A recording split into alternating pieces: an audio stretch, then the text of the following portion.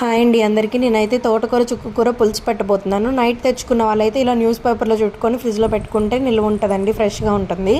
ఇవైతే తోటకూర చుక్కకూర శుభ్రంగా కడిగేసుకొని ముక్కలు కోసుకొని కుక్కర్లో అయితే వేసుకున్నాను.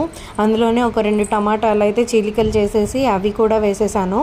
అందులోనే ఒక 4 పచ్చిమిర్చిని కూడా చీలికలు చేసి అవి కూడా వేసానండి.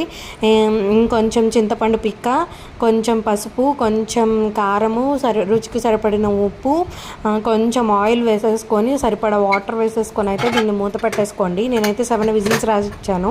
బాగా ఉడికే కుక్కర్ అయితే 3 విజిల్స్ వస్తే సరిపోతుంది. ఇది కొంచెం మెదిపి పక్కన పెట్టేసుకొని స్టవ్ మీద అయితే ప్యాన్ పెట్టుకొని పోపు కోసం అయితే ఆయిల్ వేసుకోండి.